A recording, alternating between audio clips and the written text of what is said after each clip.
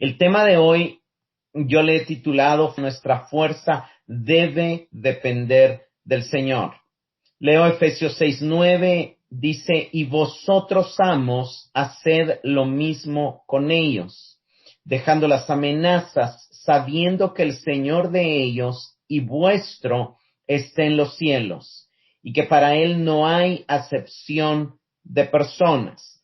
Valdría la pena, para saber ese lo mismo, leer desde el verso 5, dice, siervos, obedeced a vuestros amos terrenales, con temor y temblor, con sencillez de corazón, como a Cristo, no sirviendo al ojo, como los que quieren agradar a los hombres, sino como siervos de Cristo, de corazón, haciendo la voluntad de Dios, sirviendo de buena voluntad, como al Señor y no a los hombres, sabiendo que el bien de que cada uno hiciere, ese recibirá del Señor, sea siervo o sea libre. Luego se dirige a los amos y la semana pasada vimos cómo los creyentes deberían de realizar su trabajo y servir como si lo estuvieran haciendo directamente para Cristo mismo, porque su llamamiento está basado en su nueva identidad en Cristo, y en nuestra nueva identidad en Cristo ya no somos esclavos, somos libres, pero al mismo tiempo somos siervos de Cristo. Nos fuimos hechos siervos de Cristo voluntariamente, pero servimos al Señor en nuestra nueva identidad. Y al igual que Pablo es un esclavo de Cristo, como él se presenta en todas sus cartas, Pablo, esclavo de Jesucristo, usando la palabra doulos, que es la que usa aquí para dirigirse a los esclavos, que la mayoría de traducciones traducen como siervos por el tema de que a veces la palabra esclavo no suena muy bien en nuestra cultura. Los creyentes ahora somos también esclavos de Cristo. Y vimos la semana pasada 5 principios que Pablo da en estos versículos para los empleados. El primero es el respeto, debido a la posición que los jefes tienen. El segundo es tener una buena actitud, hacer el trabajo de corazón, de sinceridad, no actuar solo para causar una buena impresión, que la voluntad del Señor sea la principal prioridad en la vida y en el trabajo. Y terminamos viendo que el Señor también nos ofrece recompensa, que debemos de recordar que el Señor recompensará las buenas obras que hagamos en base a la guianza del Espíritu y en obediencia a Él, ¿verdad? Hay muchas cosas buenas que un empleado hace que nunca son reconocidas adecuadamente por su jefe, pero todo será recompensado por el Señor. Y así pasa el verso 9 a hablar a los amos. Y cuando Pablo se dirige a los amos, lo primero que les dice, haced lo mismo con ellos, y haced lo mismo es como decirles, ustedes también tienen que servir con buena actitud al Señor, ustedes también tienen que ejercer su responsabilidad, no como para los hombres. Ustedes también tienen que recordar que el Señor les va a pedir cuentas de sus actos y también les va a recompensar las obras que hagan con amor, con misericordia, con comprensión. Pablo está diciendo que las distintas virtudes que él ha propuesto para los esclavos o para los empleados también son aplicables en la vida de los amos o en la vida de los jefes. Esto incluiría, obviamente, esta actitud positiva, esta buena voluntad, esta sinceridad de corazón comprometida a la voluntad del Señor, y este reconocimiento de que el Señor de todos es el Señor Jesucristo. Pero luego incluye y dice la segunda parte del verso 9, abandonando la amenaza. Y ustedes saben de que es normal de que a veces los padres corrigen a los hijos con amenaza, los jefes amenazan a los empleados con despido, y en ese tiempo los amos tendían a amenazar a los esclavos con castigos duros, con cadenas, y Pablo dice eso no es necesario, eso no debería de darse en un cristiano. Un cristiano ya no debe gobernar, ni debe de ejercer su liderazgo desde el temor, debe de ejercer su liderazgo con responsabilidad, pero también respetando al otro que es hecho a imagen y semejanza de Dios. Pablo está diciendo, el subordinado cumplirá con sus obligaciones con mayor disposición si se le trata bien, porque de hecho, hermanos, todo esclavo sabía que tenía que cumplir con su trabajo, pero hoy también todo empleado sabe que tiene responsabilidades que cumplir. Y de alguna manera a veces el temor, a veces la presión no ayuda en los trabajos, sino que al contrario, ¿verdad? Hace menos deseable el trabajo. Sigue diciendo el verso 9, sabiendo que el Señor en el cielo es tanto amo suyo como vuestro y que para él no hay acepción de personas. El principal factor de motivación para los que son amos, para los que son jefes, debe de ser el reconocimiento de que también ellos están bajo la autoridad de un amo y que el principal amo es Jesucristo. Por ejemplo, si tú eres un emprendedor y tú tienes una empresa, Dios te dio a administrar una empresa, el Señor es tu amo, el Señor te la dio, Él es el dueño de todas las cosas y tú solo eres un administrador y Dios te va a pedir cuentas de cómo tratas a tus empleados también. Entonces Pablo está diciendo que Cristo es Señor de todos por igual y que Cristo le va a pedir cuentas a los empleados cómo hacen su trabajo, pero también le va a pedir cuentas a los jefes cómo ejercen su responsabilidad. Porque cada uno tiene una responsabilidad y cada uno va a dar cuentas al Señor. Para los que son creyentes, Cristo es su Señor y Cristo está viendo lo que ellos hacen. Y este argumento también sirve de base para eliminar la amenaza, para decir, el Señor es amo de ustedes y Él no los está amenazando. Él les dio gracia, Él les dio perdón, Él murió por ustedes en la cruz. Él no está amenazándolos, te voy a castigar, te voy a enviar al infierno. No es ese el mensaje de la Biblia, ni es ese el mensaje del nuevo pacto. La salvación es por gracia. Obviamente eso no quiere decir que la gracia elimina las consecuencias del pecado, pero en ningún momento Dios está amenazando. A veces amonesta, a veces corrige con amor, pero no es desde un punto de amenazar. Entonces, si Dios no nos amenaza, el jefe tampoco tiene que amenazar a sus empleados, sino que debe de tratarlos con una actitud respetable. ¿Por qué? Porque todos pertenecemos a Cristo y le servimos a Él, porque todos somos creación de Dios, porque todos valemos la sangre de Cristo, porque Cristo amó a toda la humanidad. Entonces, tanto los esclavos como los amos están obligados a servir al Señor Jesucristo, quien nos ha mandado a amar al prójimo. Y termina Pablo esta parte con un recordatorio de que para Dios no hay acepción de personas. Lo que Pablo está diciendo es que Dios no muestra parcialidad alguna, Dios no muestra favoritismo. Y aquí Pablo está citando Deuteronomio 10:17, que no vamos a ir allá, pero que nos dice que el Señor es Dios de dioses, Señor de señores, Dios grande, poderoso, temible, que no hace acepción de personas ni acepta soborno. Y la palabra que Pablo usa aquí en Efesios 6:9 está construida a partir de una expresión hebrea que significa considerar una cara o preferir a alguien por su apariencia, por su posición, por estatus.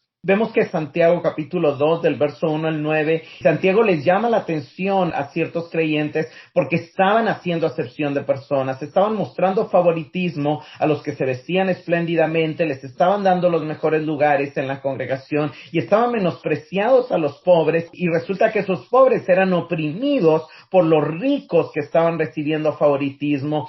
Santiago les dice, ¿cómo es posible que ustedes están actuando de esa manera? Cuando Dios, a quienes ha escogido para ser ricos en la fe y herederos del reino, no es a los ricos, es a los pobres. Si Dios tuviera favoritos, serían los pobres, es lo que Santiago está diciendo. Pero al mismo tiempo Santiago dice que Dios no hace acepción de personas. Y lo que Santiago está diciendo obviamente es que Dios está esperando más de los ricos porque les dio riqueza para ser generosos, les dio riqueza para ayudar, para compartir, y no están ejerciendo su responsabilidad como administradores de la generosidad que Dios ha tenido para con ellos. Entonces, este atributo es fundamental en la manera que Pablo tiene de entender la universalidad del Evangelio. En Romanos, Pablo dejó bien claro que Dios no tiene preferencia entre judíos y gentiles, que Él ha declarado pecadores tanto a los judíos como a los gentiles, y que Él ha muerto ya y está para redimir tanto a los judíos como a los gentiles, y explica que Abraham no recibió la promesa siendo circuncidado, sino que siendo incircunciso, que Dios se encontró con un Abraham pagano y que Dios se encuentra con el que está dispuesto a seguirle, con el que está dispuesto a creer en él, independientemente de su raza, de su religión, de su trasfondo cultural, de su trasfondo de conocimiento de Dios o de la Escritura. No es la religión la que salva, sino es la fe la que nos hace obtener la salvación. Y Pablo está invocando esta igualdad. Dios no muestra preferencia por ninguna clase social, por ninguna raza, por ningún estatus económico, y tampoco lo deberían demostrar los creyentes ni los que están como amos. ¿Por qué? Porque de alguna manera va a ser desanimante para los demás empleados cuando un jefe tiene ciertos favoritos. Eso no es una actitud cristiana, no es una actitud bíblica, y a todos los que están bajo responsabilidad de los que son jefes, de los que son empleadores, se les debe de tratar de la misma manera, como Dios les trata a ellos, con misericordia, con comprensión y también entendiendo, ¿verdad?, que las diferentes personas tienen diferentes talentos, habilidades, fortalezas, debilidades. Veamos el pasaje paralelo en Colosenses 3:25 y 4:1. Mas el que hace injusticia recibirá la injusticia que hiciere, porque no hay acepción de personas. Amos, haced lo que es justo y recto con vuestros siervos, sabiendo que también vosotros tenéis un amo en los cielos. Vemos que Pablo, igual en Colosenses, le acaba de hablar a los esclavos, les está diciendo que sirvan como para el Señor y no para los hombres, y luego les dice, si ustedes como esclavos, si ustedes como empleados, cambiemos el término, como empleados, proceden con injusticia, sufrirán las consecuencias de su injusticia. Si ustedes le roban a sus amos, si ustedes le roban a sus jefes, si ustedes le roban a la empresa en que trabajan, ustedes van a recibir las consecuencias. Pero esto no va solo para los empleados, esto también va para los amos, y por eso inmediatamente en el 4:1 dice, amos, también ustedes son llamados a tratar con justicia y equidad a vuestros siervos. Y de alguna manera ahí lo debemos de leer, el jefe debe de tratar con justicia y equidad a su siervo. ¿Por qué? Porque si trata con injusticia a sus empleados, también va a recibir las consecuencias. Y las consecuencias de la injusticia son sin acepción de personas. El injusto sufrirá las consecuencias de su injusticia, no importa tampoco ni su estatus social, ni su necesidad. O sea, no es que porque el pobre es pobre tiene más derecho a robar. Y no es que porque el rico es rico tiene más derecho a oprimir. Eso no es bíblico, eso no es lo que Dios está diciendo. Independientemente de nuestro estatus social, de nuestra posición en la sociedad, de nuestro trabajo, del rol que nos toque ejercer, todos tenemos la responsabilidad de cumplir con nuestras responsabilidades. Si somos empleados, de hacer lo que nos toca hacer, y si somos jefes, de también ayudar, facilitar el trabajo del empleado, tratar con justicia a los empleados. ¿Por qué? Porque todos vamos a dar cuentas. En el 4:1 de Colosenses termina diciendo, sabiendo que también vosotros tenéis un Señor en el cielo. Y entonces a ambos nos recuerda, al empleado Pablo le está diciendo que Cristo es su Señor y para Él trabaja antes que para el ojo humano, y al amo le está diciendo que porque tiene responsabilidad no quiere decir que Él es el más grande y que Él es el que tiene la última palabra. No, Él tiene un Señor. Él tiene un Señor que está viendo cómo está ejerciendo su responsabilidad como jefe, y ese es el punto. El punto es que debemos de cumplir como nuestras obligaciones haciéndolo como para el Señor. Y de manera resumida, Pablo aquí hace dos llamados a los que son jefes. Por un lado, dejar las amenazas no significa no supervisar el trabajo de los empleados, sino que tiene más que ver con que si vamos a evaluar el trabajo de los empleados, tomémonos el tiempo no solo para hacer ver lo malo, sino al contrario. Es mucho mejor motivar a los empleados con comentarios positivos que con negativos. De hecho, es el ejemplo que Cristo nos da cuando le habla a las 7 iglesias. Yo conozco tus obras, conozco aquí, pero...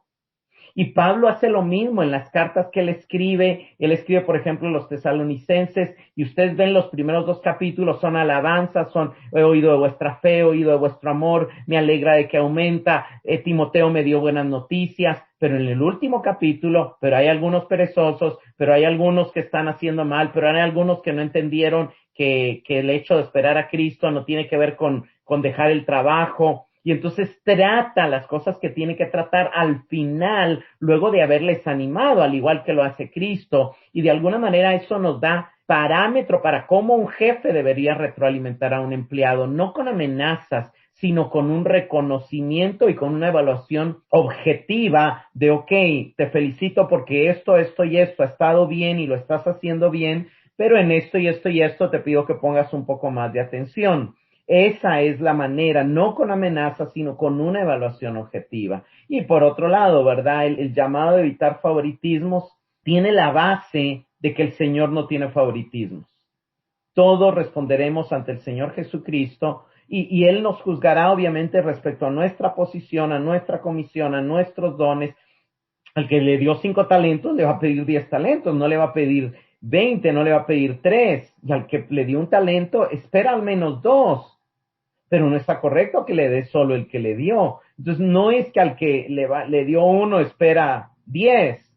No, el Señor espera al que más se le da, más se le demanda, y al que menos se le da, también se le demanda menos. Entonces, pero todos daremos cuenta, y eso es lo que hay que tener en cuenta. Aquí Pablo está cerrando cómo se vive el evangelio en los diferentes roles. Hace 2 clases vimos cómo debería de llevar el evangelio al esposo, amar más a la esposa, a seguir el liderazgo voluntariamente de su esposo, cómo debería llevar a los padres a instruir en disciplina, en amonestación a sus hijos, con diálogo, cómo debería llevar a los hijos a obedecer y a honrar a sus padres, cómo debería llevar a los empleados a trabajar como para el Señor, y ahorita vimos el tema de los jefes, pero luego vamos a pasar a la siguiente sección. En la siguiente sección, Pablo está retomando y está empezando a cerrar la carta, y él nos recuerda ese llamado que tenemos de andar dignamente del llamamiento con el que fuimos llamados, que mencionó al inicio del capítulo 4, que consiste en manifestar a Cristo, en vivir con paciencia, humildad, mansedumbre, en unidad, en crecimiento, en edificación constante. Estoy resumiendo todo el capítulo 4, vistiéndonos del nuevo hombre, siendo misericordiosos y perdonadores.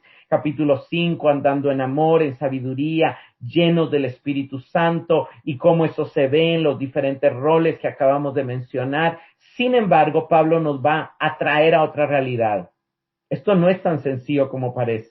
Caminar en este llamamiento no es tan fácil como quisiéramos que fuera, porque hay seres espirituales extremadamente poderosos que idean planes y estrategias para sacarnos del llamamiento que Dios tiene para nuestras vidas. Hay una oposición sobrenatural al pueblo de Dios que Pablo ya mencionó en esta carta. Por ejemplo, en el capítulo 2 habló de la potestad del aire que esclaviza a la humanidad y que les conduce a desobedecer a Dios y produce hijos de desobediencia. En el 4:27 él recordó que ya como cristianos también el diablo quiere tomar lugar y tenemos la responsabilidad de no darle lugar al diablo, porque él está esperando la oportunidad para entrar, para establecer una base de operaciones en la vida de los creyentes. Y Pablo ya ha venido preparando el terreno para algo que él va a dar como cierre de la carta, porque es sumamente importante. Y esta última exhortación empieza llamando a los lectores a ser fuertes en el Señor, es decir, a profundizar una relación de dependencia dinámica y constante con el que es lo suficientemente poderoso, como ya nos dijo en el 3:20, para hacer más de lo que podamos pedir o incluso imaginar. ¿Cuál es el objetivo? El objetivo de la vida cristiana es estar firmes, es avanzar firmes hacia la meta de ser como Cristo, hacia la meta de ser como Jesús. Pero hay una batalla, hay una oposición a ese avance, y hay una oposición a estar firmes. Ya vimos que habían cristianos en el capítulo 5 que se habían quedado dormidos, que se habían quedado como muertos, que perdieron el estar firmes, y que Dios los llama, y que nosotros como iglesia también nos tenemos que llamar entre nosotros a despertar para que Cristo nos alumbre, para que el día siga avanzando, para que mayor luz pueda venir. Y entonces Pablo dice: yo no quiero que ustedes sean de esos que se duermen, yo no quiero que ustedes sean de esos vivos que parecen muertos.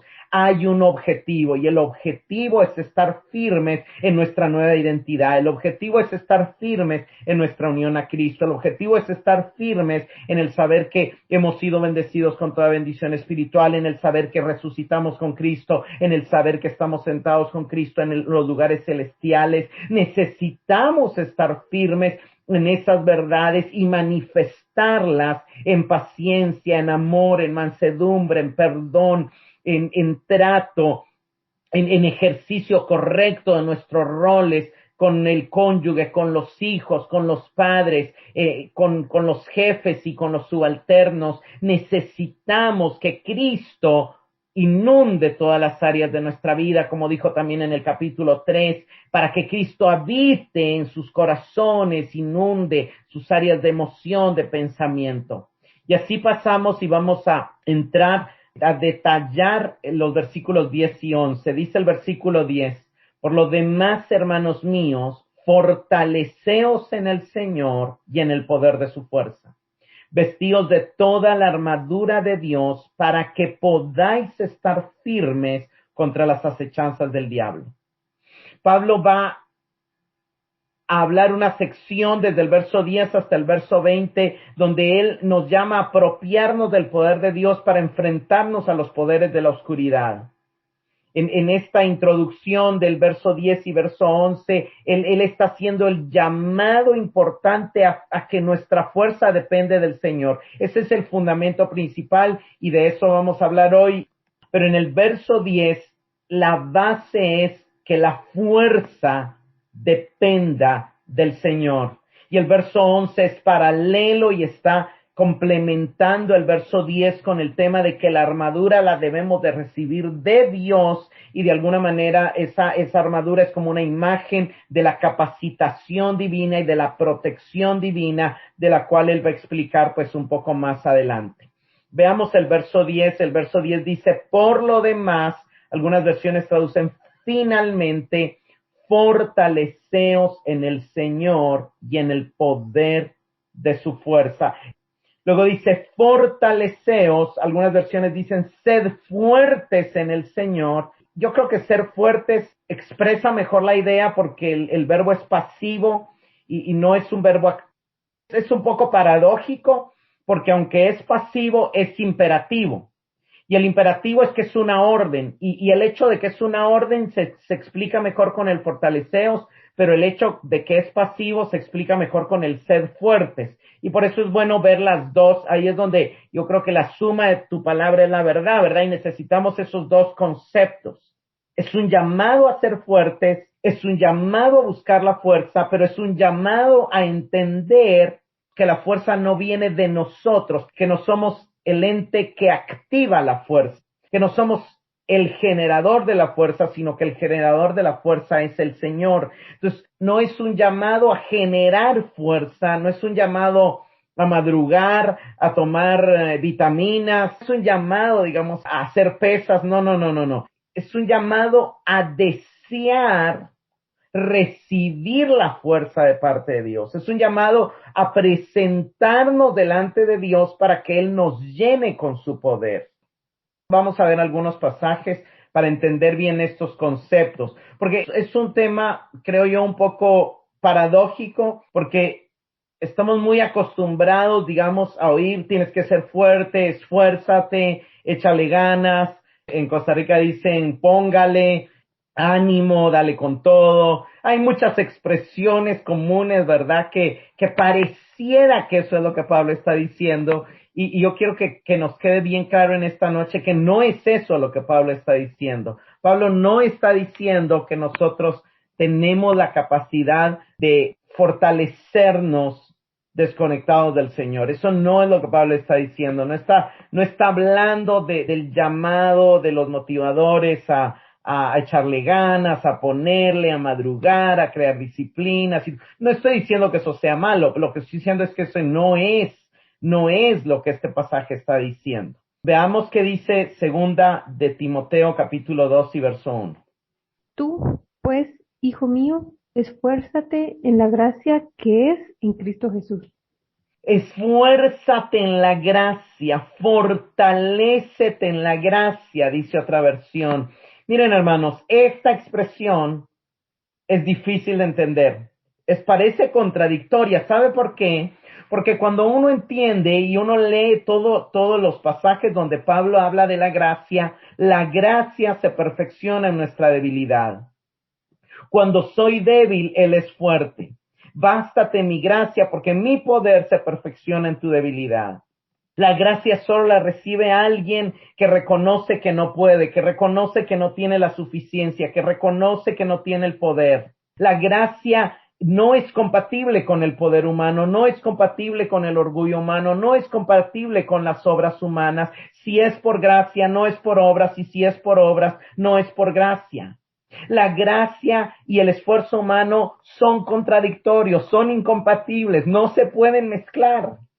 Entonces, cuando Pablo dice, fortalécete en la gracia, ¿cómo así, Pablo? Tú me has estado enseñando en todas tus cartas que si es por gracia, no es por obras, y que no puede ser por obras para que yo no me lleve la gloria, y que tiene que ser por gracia para que solo Dios se lleve la gloria, y que el hecho de que solo Dios lo haga quiere decir que yo no haga nada, que solo soy un receptor, y ahora vienes y me dices que me fortalezca en la gracia. ¿Me lo puedes explicar? No entiendo, parece contradictorio. Cuando realmente entendemos el concepto de la gracia, hermanos, gracia significa que no hay posibilidad de nuestra fuerza, que no hay posibilidad de nuestras obras, que no hay posibilidad de nuestra intervención. Gracia significa que se trata de Dios, que Él es el que lo hace, que Él es el poderoso, que Él es el que salva, que Él lo hace todo. Entonces viene Pablo y dice, fortalécete en la gracia o esfuérzate en la gracia. Y yo creo que la manera correcta de leerlo es que tu fuerza dependa de la gracia que hay en Cristo Jesús. Yo creo que lo que Pablo le está dando a entender a Timoteo es, sé más débil delante de Él. Sé más débil delante de Él, refúgiate más en Él, que la fuente de tu actuar sea su gracia, sea su dirección, sea la dirección de su espíritu. Que lo que hagas, esfuérzate por hacerlo dependiendo de su gracia, abrazado a su gracia, recordando que la gracia está en Cristo Jesús, no en ti. No en tu inteligencia, no en tus ayunos, no en tu estudio, no. O sea, no quiere decir que eso no lo hagas, sino que no lo hagas desconectado de su gracia. Y ese es el llamamiento. Y obviamente no podemos negar que es este llamado a ser fuertes. Yo creo que todos, pero yo me aprendí de niño en las escuelitas bíblicas. Yo creo que la mayoría de las escuelitas bíblicas, uno de los pasajes que uno se aprende de memoria y que yo conozco un montón de gente que se sabe ese pasaje de memoria, es Josué 1:9, ¿verdad? Sé fuerte y valiente porque yo estaré contigo, etcétera, etcétera, ¿verdad? Y vemos de que ese llamado de Dios a Josué, no eso se lo da solo una vez, hay 3 veces que el Señor le habla a Josué que está a punto de conducir al pueblo de Dios por la tierra de Canaán y que se iban a enfrentar a muchos enemigos, iban a lidiar con múltiples batallas. Y yo creo que Pablo tiene eso en mente. Pablo está a punto de hablar de los enemigos que nos vamos a enfrentar, está a punto de hablar de la lucha que vamos a pelear, está a punto de tocar el tema de guerra espiritual y como que recuerda a Josué y como que recuerda que lo primero que Josué necesitó oír de parte de Dios para poder afrontar esas batallas y esa conquista que tenía por delante era, sé fuerte, esfuérzate, fortalécete, son expresiones similares y entonces es importante pues regresar a esos pasajes donde se le habla a Josué porque tienen una conexión muy fuerte con este pasaje que estamos estudiando hoy. Veamos qué dice Deuteronomio 31 del 6 al 8. Esforzaos y cobrad ánimo, no temáis, ni tengáis miedo de ellos, porque Jehová tu Dios es el que va contigo, no te dejará ni te desamparará.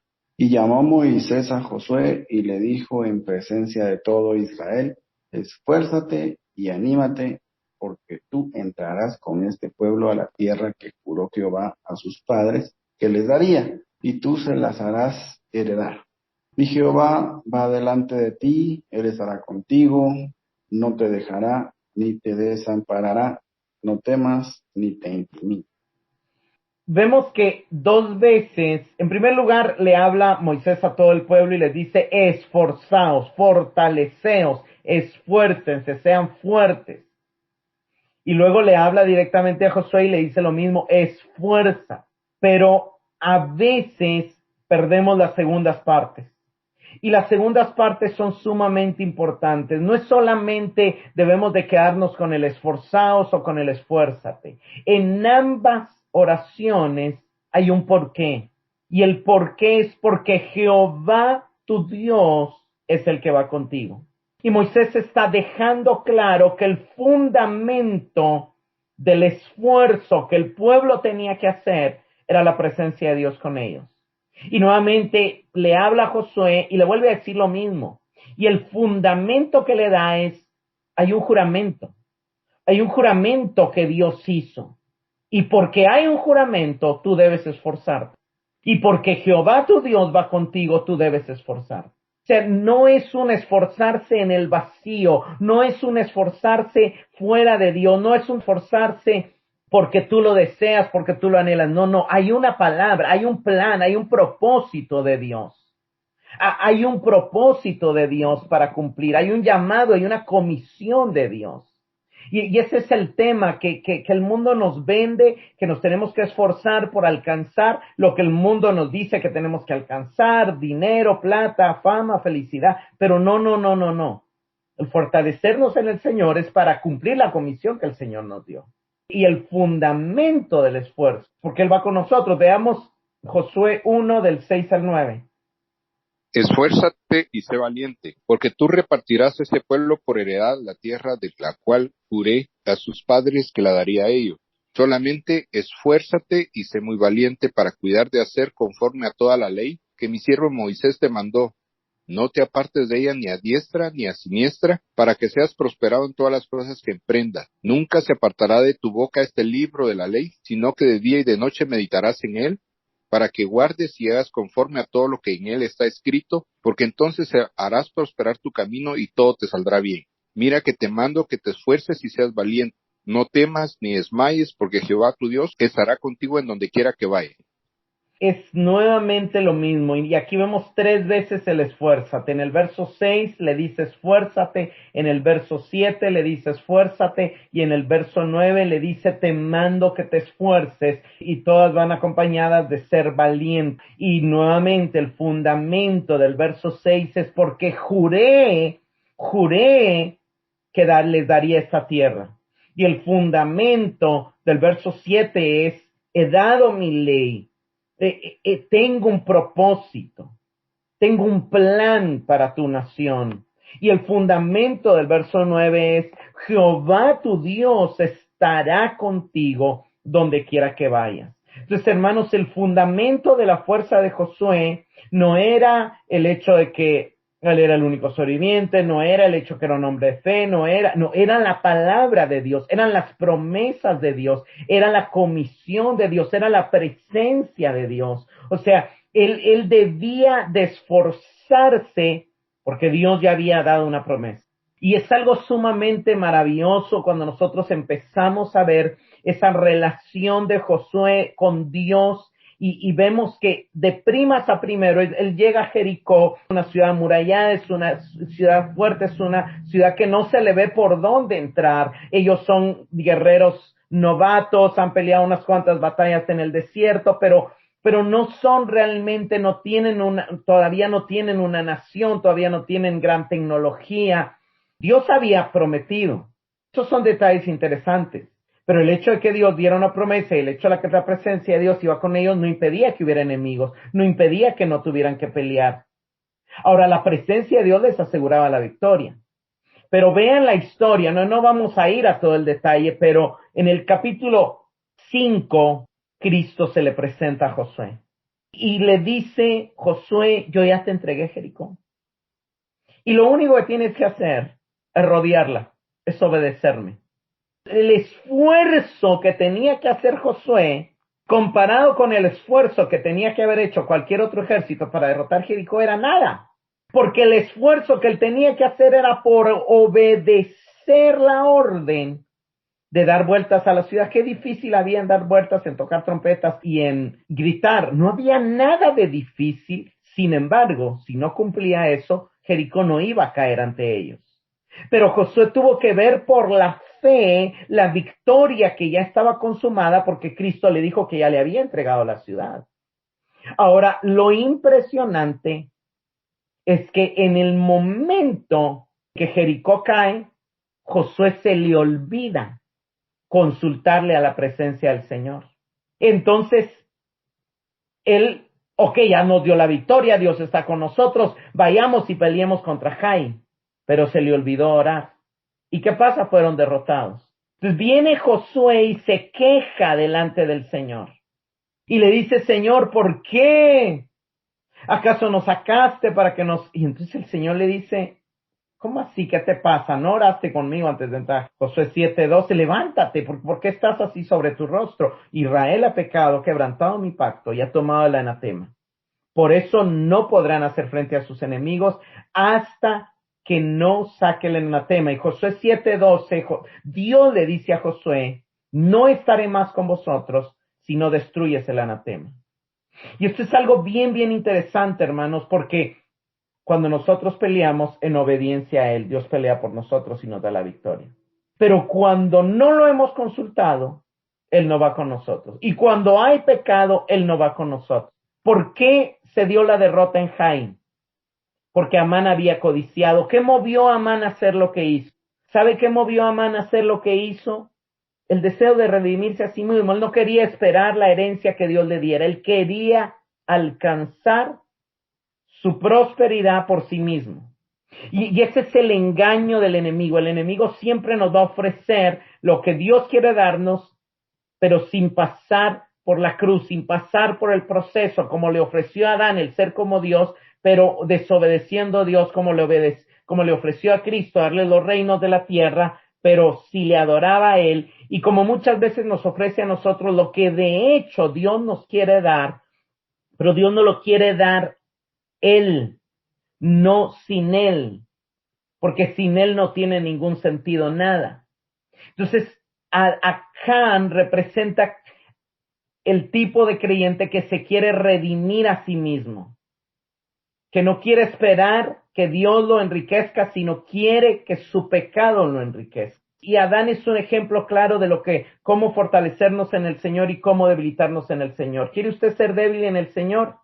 Actúe desde la carne pecaminosamente y va a ser débil en el Señor y no va a poder detener los ataques del enemigo. Quiere fortalecerse en el Señor, dependa de Dios, que su fuerza depende de Dios, espere sus órdenes, espere su guianza, espere su palabra. ¿Cuál fue el error de Josué? El pretender que como Dios le había hablado y dado la estrategia para derribar Jericó, él podía ir a seguir conquistando las demás ciudades sin consultar al Señor. Y después se queja contra Dios. Y es algo bien interesante lo que dice Josué 7:2. El Señor le dice a Josué, mientras no destruyan, mientras no expulsen el pecado, yo no estaré más con vosotros. En el nuevo pacto, Dios no puede irse de nosotros, porque el Espíritu Santo es sello en nuestro corazón, pero sí puede entristecerse, como lo vimos en el capítulo 4. Y cuando nosotros le damos lugar al diablo, sirviendo al pecado, darle lugar al diablo es servir al pecado, es caer en ira, es caer en amargura, es caer en codicia, es caer en robo, es caer en orgullo. Cuando eso pasa, hermanos, perdemos la posibilidad de estar firmes. Perdemos la posibilidad de enfrentarnos a los seres espirituales del reino de las tinieblas. Porque ellos no oyen nuestras palabras. Hay gente que cree que guerra espiritual se trata de orar de ciertas formas. Eso es totalmente ridículo. Ellos ven nuestra ubicación. Ellos ven nuestra vestidura. Ellos ven si la justicia de Cristo nos está vistiendo. Ellos ven si estamos ubicados en Cristo, si estamos sentados con Cristo. Si estamos en Cristo, ellos ni se acercan, ni se pueden acercar. Pero si estamos en la carne, estamos bajo su influencia. Y la pregunta que nos haríamos aquí es, ¿se va el Señor cuando pecamos como se fue de Israel cuando Acán pecó? No se va porque está en nuestro espíritu, pero en el alma deja de gobernar. ¿Por qué? Porque nos desconectamos de su gracia. Y hermanos, es tan fácil reconectarnos a su gracia como confesar nuestros pecados. Es tan simple como eso. Fortalecerse en el Señor incluye despojarse del viejo hombre, incluye soltar el deseo de lograr las cosas por nosotros mismos. Y aunque Josué se tenía que enfrentar a enemigos terribles humanos, hermanos, los enemigos a los que nosotros nos enfrentamos son mucho más poderosos que los enemigos humanos, porque son poderes y autoridades del reino de las tinieblas. Y la única manera que los vamos a poder resistir y que vamos a poder cumplir el objetivo de estar firmes es si nuestra fortaleza depende del Señor. Necesitamos recurrir a su poder divino. Y el Señor aquí obviamente se refiere al Señor Jesucristo, y lo que Pablo nos está recordando es que es mediante nuestra unión con el Cristo resucitado y ascendido la única manera de encontrar la fortaleza. Y Pablo oró en el 1:19 para que estemos conscientes de la supereminente grandeza de su poder. Hermanos, este poder de Dios es extremadamente grande, pero está solo disponible a través de Cristo. Solo disponible a través de nuestra unión con Él, cuando participamos de morir con Él a la carne y al mismo tiempo de resucitar a una nueva vida, de querer caminar con Él en amor, en justicia, en paciencia, mansedumbre. Y ahí es donde entran los roles. La esposa que quiere caminar con Cristo quiere caminar en mansedumbre con su esposo. El esposo que quiere caminar con Cristo quiere caminar en amor con su esposa. No se trata de palabras, de fórmulas, porque es muy fácil hablar, decir, yo declaro que camino con Cristo. Eso es nada si no hay un esfuerzo real de querer vivir desde el amor, de querer vivir desde la paciencia, de querer vivir desde el perdón. Los demonios nunca oyeron a Cristo decir, te reprendo, vete. Ellos sentían la presencia del amor, la presencia de la paciencia. Ellos sentían y se asustaban y temblaban ante lo que Él portaba, ante el amor que Él portaba, ante la luz que Él portaba. Porque la luz brilla en las tinieblas y las tinieblas no pueden prevalecer, y la única manera de ser luz es con nuestros actos, no con nuestras palabras. Y sería suficiente que Pablo dijera, fortaleceos en el Señor, y sin embargo, él nuevamente enfatiza y dice, y en el poder de su fuerza. Otras versiones dicen, y en su fuerza poderosa. O sea, no solamente reciban el poder del Señor, de su unión con Él, sino también recuerden de que la fuerza que el Señor tiene es poderosísima, de que el poder del Señor es realmente fuerte, realmente capaz. Nada hay imposible para Él. Fortalezcanse en Él, en quien Él es, y fortalezcanse en lo que Él puede hacer y en lo que Él ya ha hecho al destruir la muerte y al resolver el problema del pecado. Y aquí tenemos que regresar a Efesios 1:19 y 20, que está usando las mismas palabras. ¿Y cuál la supereminente grandeza de su poder para con nosotros, los que creemos, según la acción de su fuerza poderosa, la cual operó en Cristo y lo resucitó de entre los muertos y lo sentó a su derecha en los lugares celestiales? Entonces vemos que Pablo quiere que los ojos de nuestro entendimiento se abran y veamos esa supereminente grandeza de su poder que está disponible para nosotros los que creemos. El único medio para accesar a ese gran poder es la fe. Y esta operación del poder de su fuerza o de su fuerza poderosa en la cual nos podemos fortalecer fue el mismo poder que resucitó a Cristo y que lo llevó por encima de los cielos para ponerlo por encima de todos los poderes de las tinieblas, y ahora Él es más poderoso que cualquier poder del enemigo. Entonces Pablo usó esos mismos términos para describir la exaltación de Cristo y está diciendo, nosotros podemos tener acceso a eso por medio de la fe, pero tenemos que despojarnos de nuestra propia fuerza para que la fuerza que tengamos dependa total y exclusivamente del Señor. No aquí me voy a detener mucho en el verso 11, dice, vestíos de la armadura completa de Dios, y aquí nos recuerda que en el capítulo 4, él ya habló de vestirnos del nuevo hombre. De manera muy general, lo que él está diciendo es apropiémonos.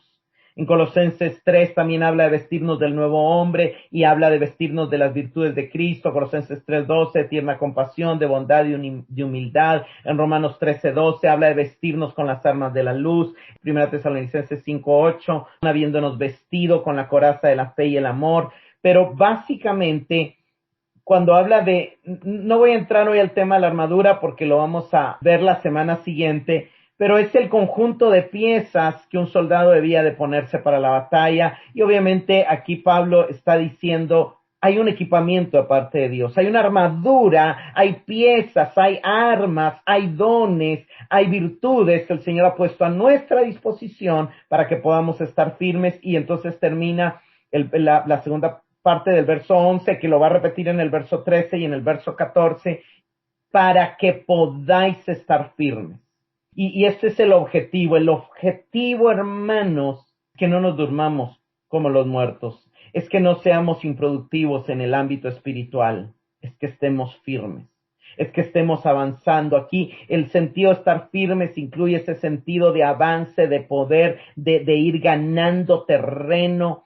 Incluye esa conquista de Josué, esa no derrota, esa no descanso, esa no debilidad. ¿Por qué debemos estar firmes? Porque hay una meta que alcanzar y hay un lugar al que llegar. Y la manera de entender, algunos lo entienden totalmente defensivo, como ya estamos aquí, entonces el enemigo quiere hacernos retroceder, pero estemos firmes, no dejemos que nos haga retroceder. Sin embargo, vamos a ver más adelante, vamos a explicar que no solamente implica quedarnos y no retroceder, sino también habla de avanzar. Y hay algunos salmos donde David habla de la guerra, por ejemplo, Salmo 21, 11 y 12 dice: fraguaron una conspiración, pero no prevalecerán, pues tú los pondrás en fuga. Y ese prevalecerán es como no estarán firmes, sino que huirán. Y entonces David fue expandiendo los territorios del reino. Salmo 18:38 dice: los destrucé y no pudieron estar firmes, no pudieron levantarse, cayeron debajo de mis pies, porque me has ceñido con fuerza para la batalla y has subyugado delante de mí los que contra mí se levantaron. Termino con la última parte, dice: para que podáis hacer frente a las acechanzas o a las estrategias del enemigo. Y aquí lo importante de este término, que se traduce artimañas, estrategias, insidias, es que no enfatiza una fuerza militar, sino enfatiza los matices de engaño, de estrategias engañosas. Y Pablo usó esta expresión en Efesios 4:14, en la misma carta, cuando habló de los vientos de doctrina que tratan de engañar por las artimañas engañosas del error. Y Pablo explicó que las artimañas están ligadas con el engaño y con el error.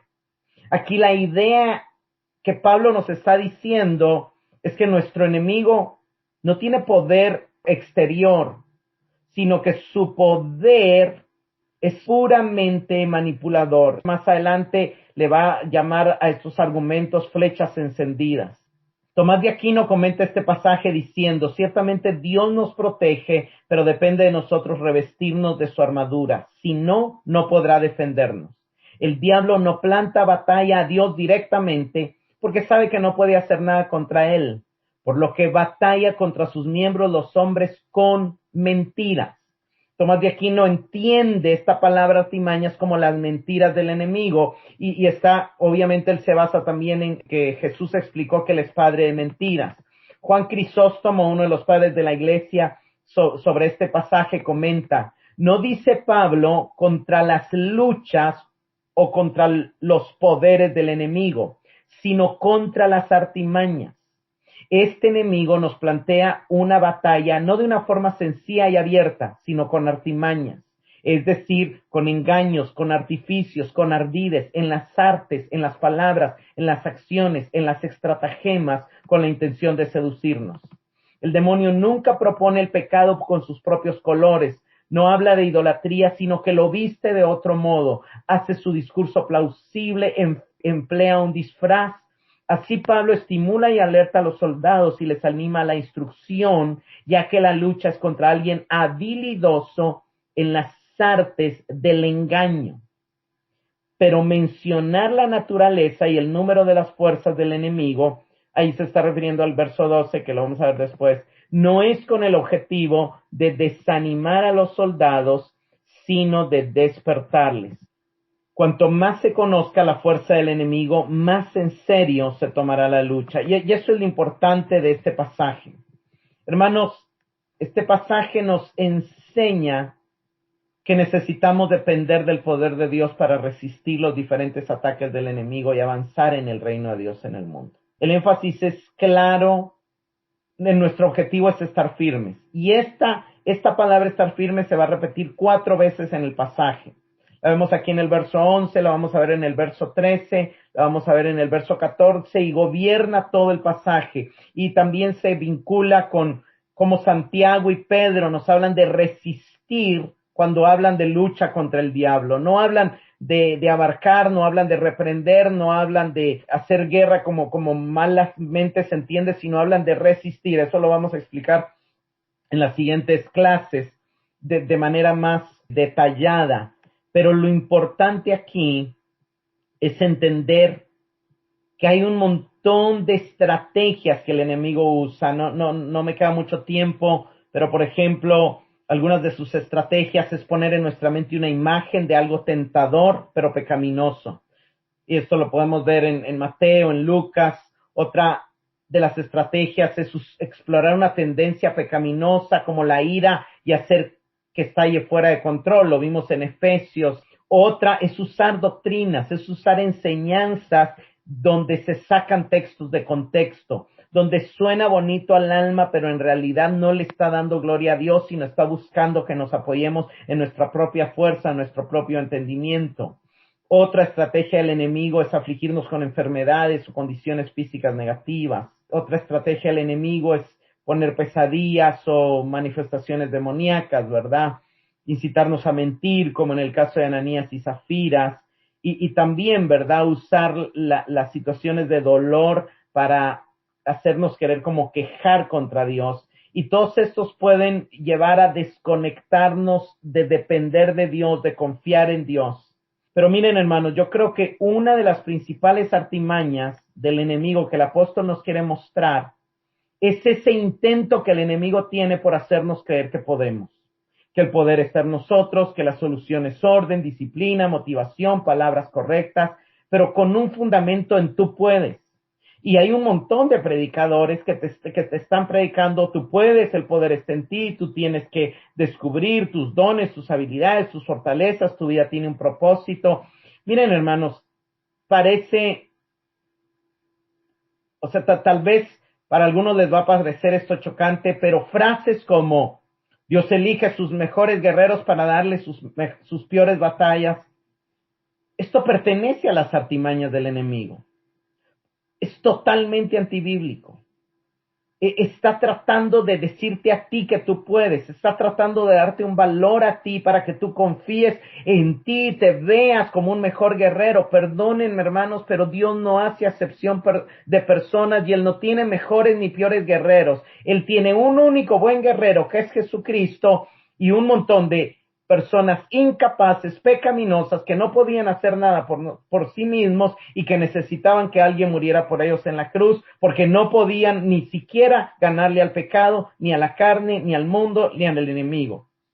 O sea, todos nosotros éramos un montón de fracasados y el único guerrero que peleó es Cristo. Y la imagen, la figura es David, figura de Cristo, es el único, o sea, todos son desanimados, nadie se atreve a guerrear, nadie se atreve a ir a la batalla hasta que alguien que cree en Cristo, que obviamente iba a prefigurar al Mesías, pues es el único que pelea y es el único que gana.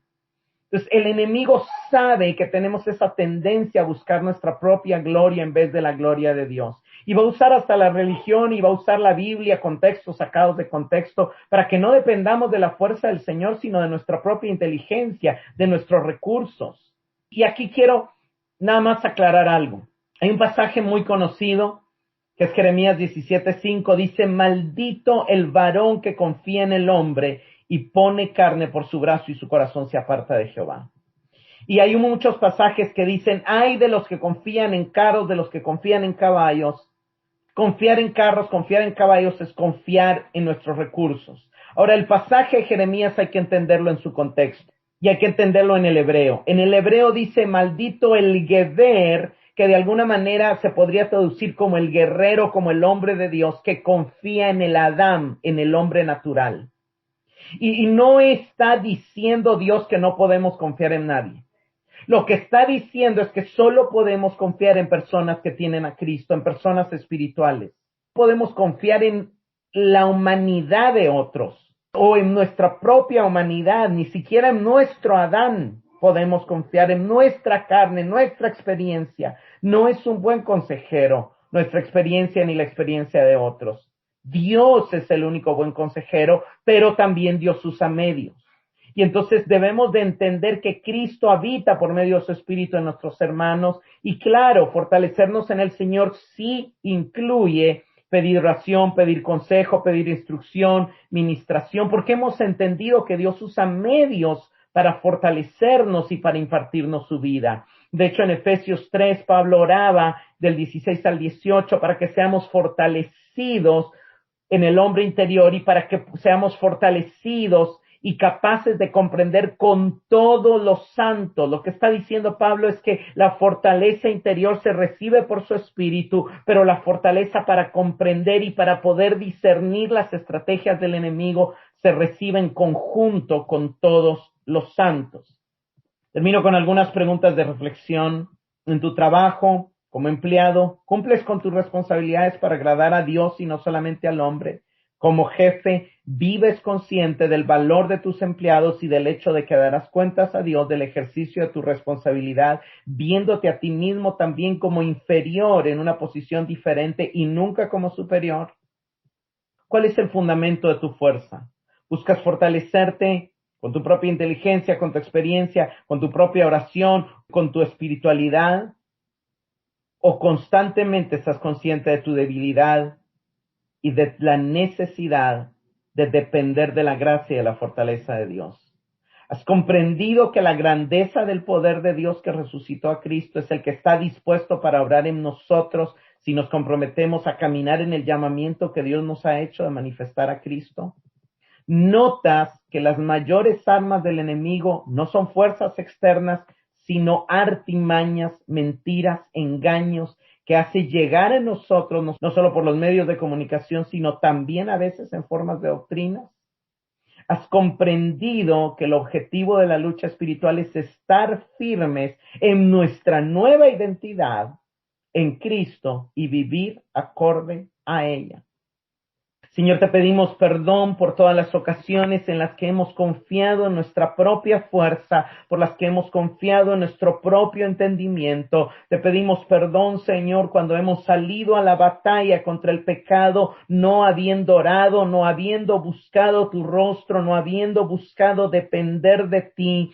Te pedimos perdón, Señor, porque cuando hemos estado en necesidad, hemos corrido a veces a buscar al amigo, al vecino, al familiar, Señor, antes de acudir a ti. Te pedimos perdón, Señor, por todas las ocasiones en las que nos hemos creído suficientes, en las que nos hemos creído fuertes, en las que hemos querido ganar nuestra propia salvación, nuestra propia redención, Señor. Hoy queremos que nos enseñes a depender más de ti.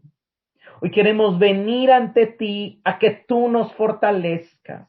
Hoy queremos venir ante ti a ofrecerte nuestra debilidad para recibir tu poder, a ofrecerte nuestra debilidad para acceder a tu gracia. Hoy queremos venir ante ti vaciándonos de nuestra propia fuerza, de nuestra propio entendimiento, de nuestra naturaleza humana, despojándonos del viejo hombre para que tú nos llenes de tu fuerza, para que tú nos llenes de tu poder, para que tú derrames de tu gracia, porque sabemos que hay una lucha, que hay una batalla, que no vamos a poder pelear con nuestros propios recursos, solamente podremos pelear, avanzar y estar firmes con tus recursos, con tu armadura, con tu poder, y por eso nos humillamos y nos hacemos dependientes de ti. Gracias, Señor, por esa disposición de actuar en nosotros con esa tan grande fuerza de tu poder. Gracias, porque has puesto tu poder para que actúe en nosotros y para hacer en nosotros algo mucho más grande de lo que nosotros podemos pedir o entender. En tu nombre oramos. Amén.